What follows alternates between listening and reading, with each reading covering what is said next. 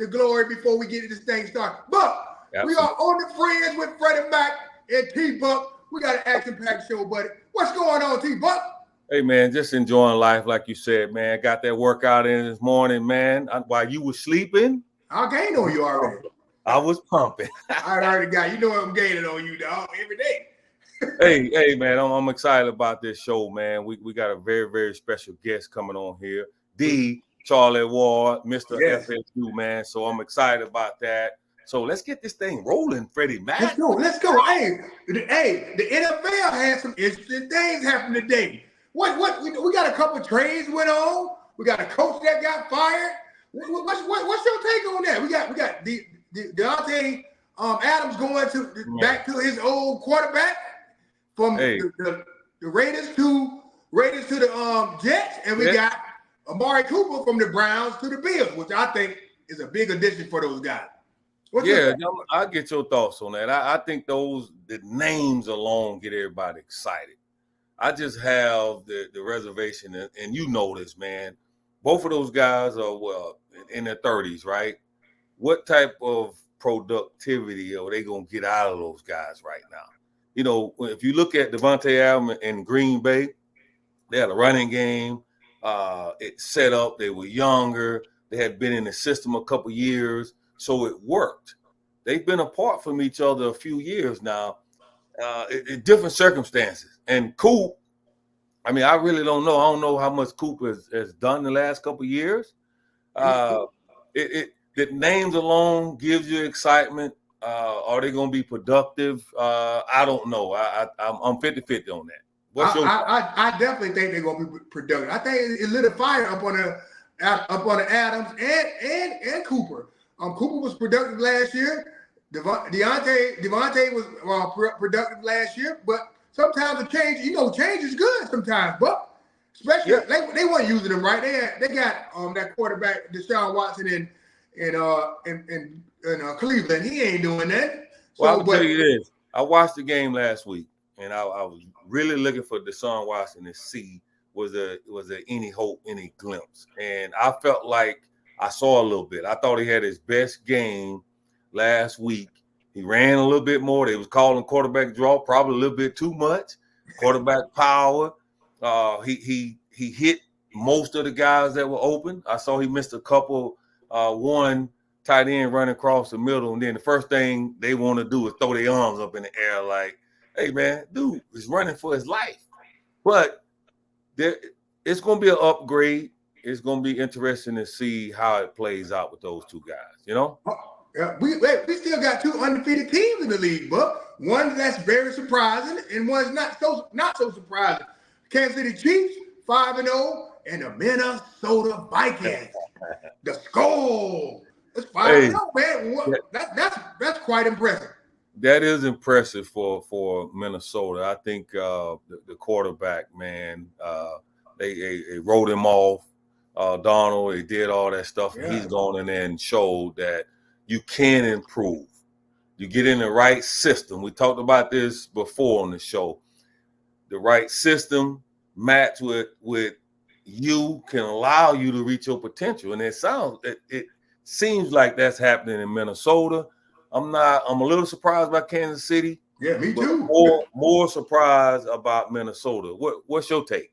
I think definitely the biggest surprise is Minnesota without a doubt. But they playing as a team. But that defense is flying around. They're young. Sam Darnold has got a new found youth in him, and balling out. Justin Jefferson is catching that thing. The tight end is balling. The running game is good. So it's been quite surprising. Now, Kansas City, they lost Rice. And man, listen. They want to make a trade. Mahomes, they might make a trade before the trade deadline. But Mahomes, man, this dude is getting better and better and better, man. But you see Travis Kelce? He looks kind of chubby, man. What's going on with that? I mean, he's been on tour, man. He's going to get in shape. He's a consummate pro. But back to Minnesota. The Minnesota defense with Brian Flores over there, man, they showing out right now.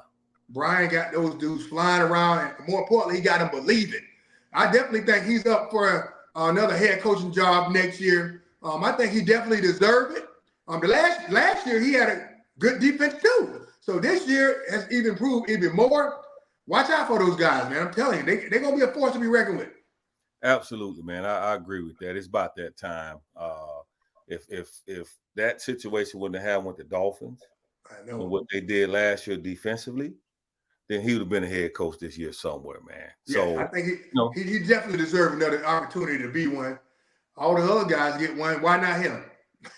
well, you gotta sometimes you gotta crawl before you walk before you get back on that horse. So Man, without further ado, man, let's move on to the Florida State legend. Florida State. Let's get this man a proper introduction, Buck. Hey, the man, the myth, Charlie Ward, aka Coach Jr. I see his name on there, man. Welcome, Charlie. Welcome. C Ward, as I call him. Welcome to the show. C-Dub is his name. Charlie, Hall of Fame Ward. That's my name for him, Buck. How you doing, Charlie? I'm doing well, brother. Welcome to Only Friends with Freddie Mac and T-Buck, man. We are honored to have a legend. A legend. Such a legend. I'm joining legend. Hey, I like that. First of all, thanks for coming on, man. We really appreciate it. Jumping right in. Charlie, you had this unbelievable senior year at Florida State, excuse me. You went 11-1. I know he wasn't about to say no Notre Dame, but we're going to jump through that and choke him down quick. But listen, Charlie, you were 11-1, won all of these awards, right? My question to you is this. Do you think you'd have got drafted in the NFL? I'm sure I would have gotten drafted. You think you'd have went high? I'm not sure about that. I think it was more of a size thing when it came down to it, because no one was getting drafted in the first round. That was my height. Yeah, Drew Bledsoe went first that year. Yeah, but he's not my height. Yeah. And he was a standing in pocket quarterback. So they weren't drafting guys like they're doing today in the first round, because, you know, I made a statement that if I didn't get drafted in the first round, you know, I would consider my other options, which, of course, that's like a big time no-no, telling, you know, you having control of your own destiny and what have you. During that time, players didn't have much of a right, in a sense.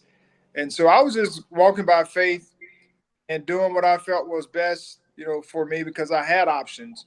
And, you know, basketball was a legit option. Of course, I had to work for it if I was going to make it in the NBA, which I wasn't opposed to work.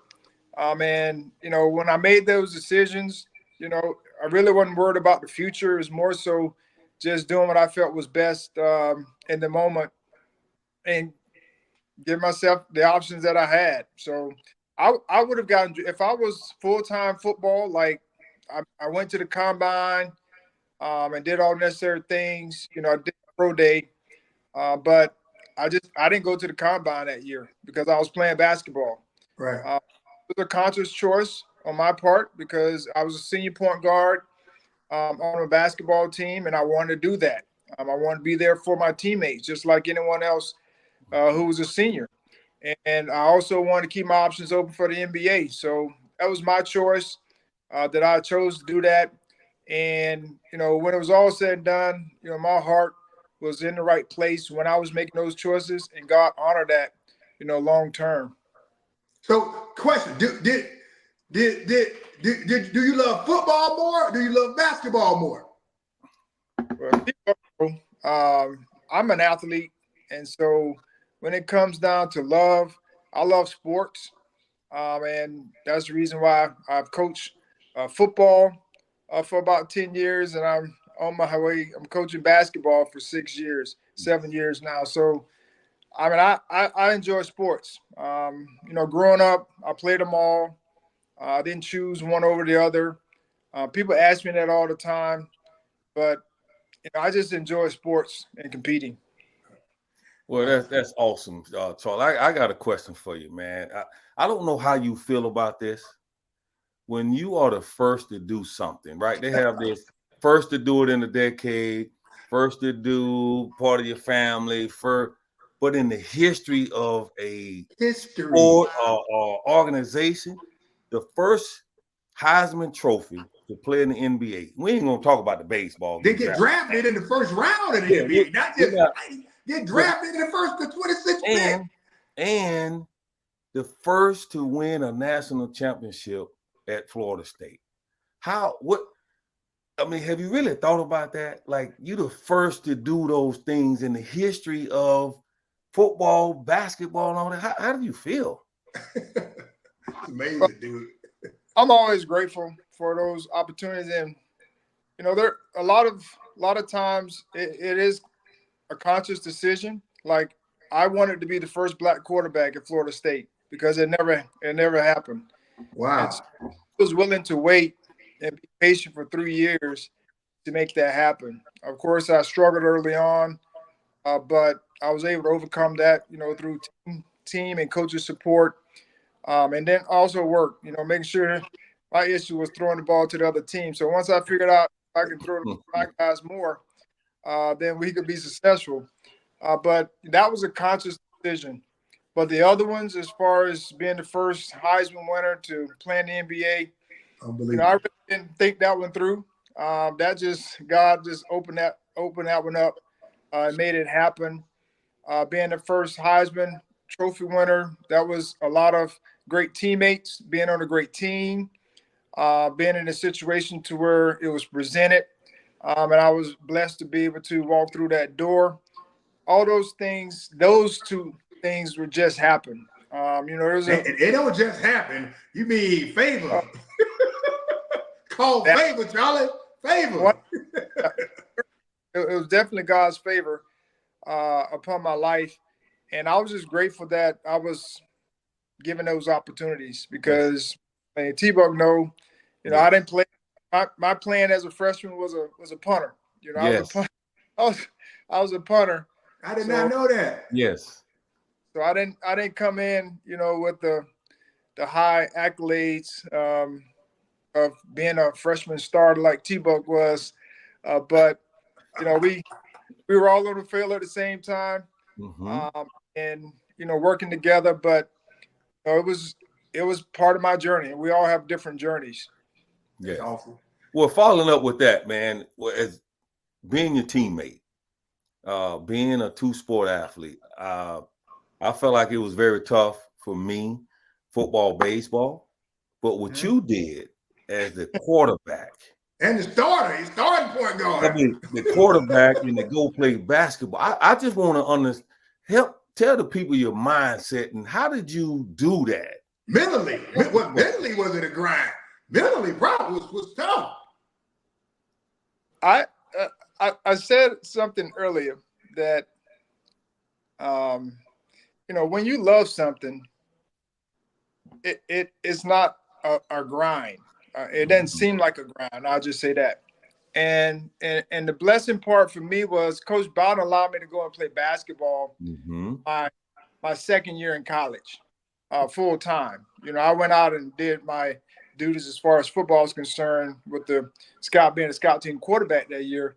But I was basketball full time, and that gave me an opportunity to kind of establish myself as a basketball player that year where I didn't really have to focus on football. And then the next year I was back and forth between football and basketball. But like I said, when you love something, you don't mind going back and forth because I enjoy both of them. And so I was able to make it work. Yeah, I mean, it was tough, especially on the body when it came down to, playing both sports at the same time. But I mean, that was just a micro. I mean, that was a small thing in the big picture of when you just enjoy it. And then I had success. Back when you have success in something, and people want you to come back, that's always great. Being able to have that success my first year in basketball, and then being able to come back after football season each year, that was always a great blessing as well. But of course, need the academics, had all the academics. I had professors helping me through that whole journey.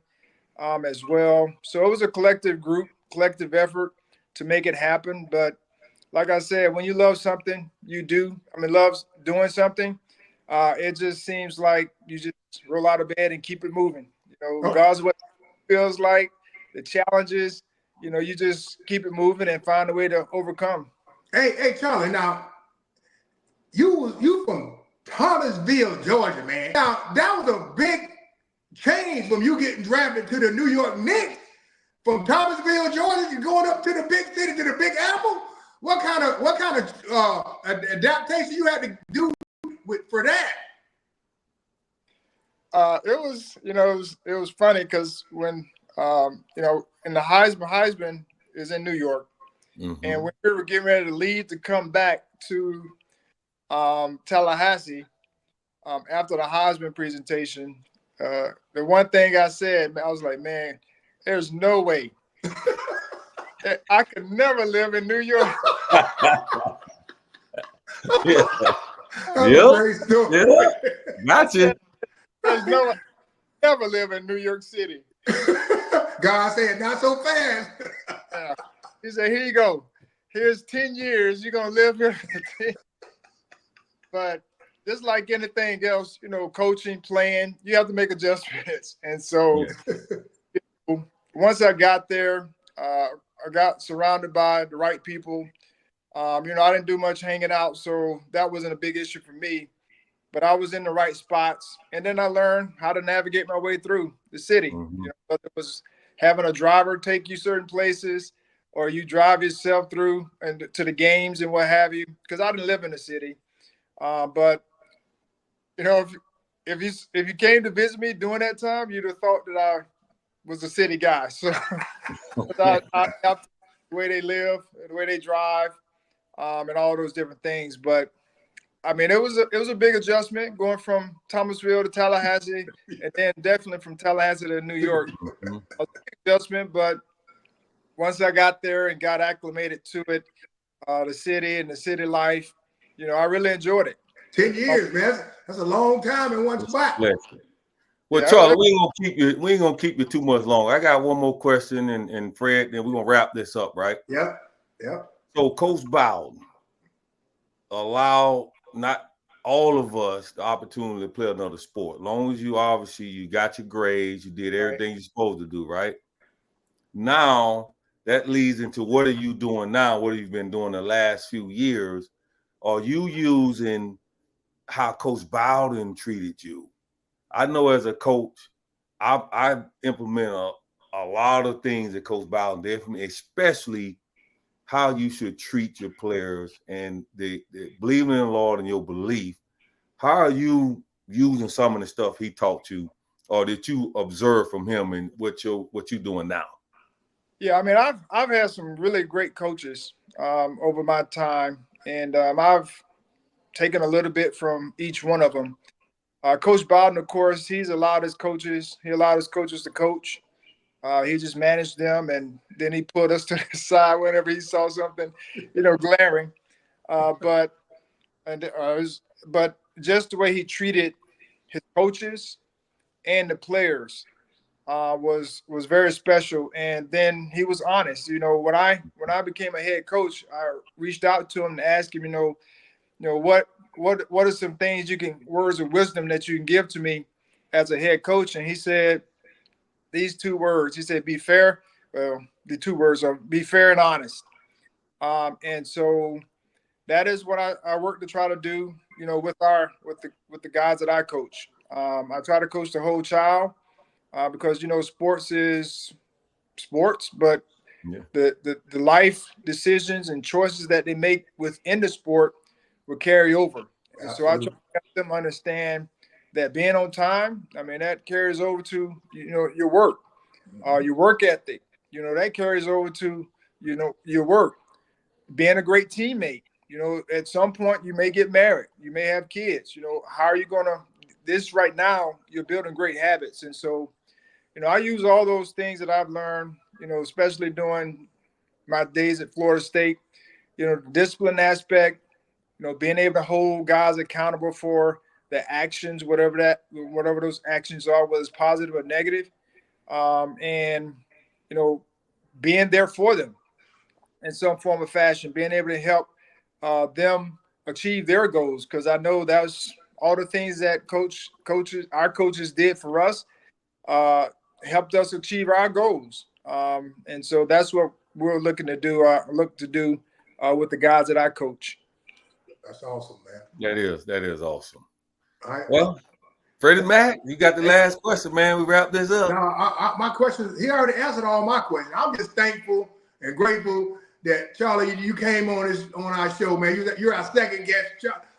Your counterpart, Cordell Stewart, was last week, so we had to have you on this week. So appreciate you coming on, man. And salute. But man, what an honor it was to have one of the goats, man. Charlie Ward, man, just the humble nature that this guy has, man. It was awesome. I appreciate you reaching out to him and letting him get on and having him come on with us, man. What an honor, bro. I mean, more impressive than that. That's the type of person he is. We listed all his accolades and be the first person to create. Heisman. I mean, Heisman, playing the NBA, all the stuff that we talked about. But more impressive than that is how he acts and who he is off the field. How humble he is. Humble servant he is. Yes. How he was raised, man, and he's doing the same thing now as a coach. So kudos to Steve Ward for coming on the show. Somebody you can really look up to, for sure. Yes. You heard it here, folks. You are on the Friends with Freddie Mac and T-Buck. Until next time, peace.